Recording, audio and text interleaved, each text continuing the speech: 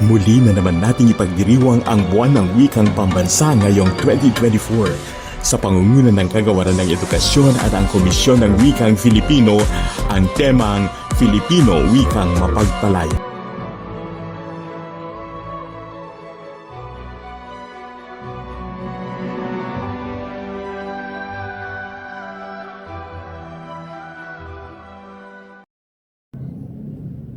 Masama bang lumaban para sa kalayaan? Masama bang ipagtanggol ang bayan laban sa pag-aabuso? Masama bang magsalita para sa mga takot matwiran? Kasalanan bang ilantad ang mga katiwalian sa ating bansa? Ako si Jose Protasio Rizal Mercado y Alonzo Realonda, mas kilala bilang Dr. Jose Rizal. Sa aking pagsulat ng mga nobela ay pinilit kong sagutin ang mga mapanirang puring paratang sa ating mga Pilipino. Alam ko magaling ka, matalino ka, tamad ka lang mag-aral. May talento ka, nahihiya ka lang. Maganda ka, hindi ka lang nag-aayos. Kaya mo, ayaw mo lang subukan. Ang hindi marunong magmahal sa sariling wika ay higit pa sa hayop at malansang isda.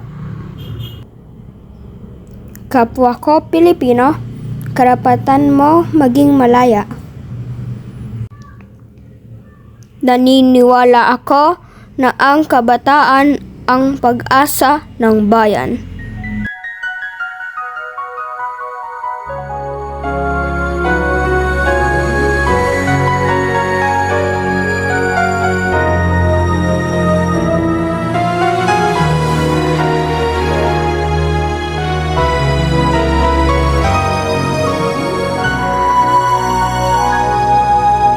Consumatum est.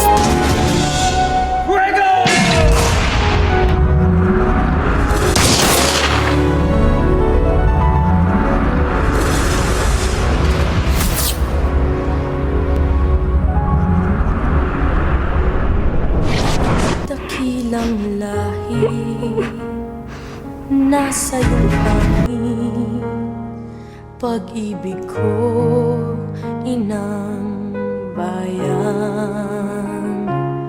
Isinumpa ko, o Pilipino, gagaling ang sugat ng iyong nakaraan.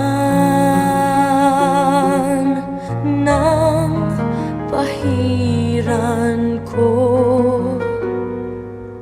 luha ng iyong puso ay natayo muli ang karangalan mo. O ang pag-ibig ko'y sa'yo, inang bayan. Ikaw ang siyang dalangin ko sa Diyos kailan pa man. Kuminang ng iyong bituin at sumikat ng araw. Ang kalayaan mo'y sinisigaw.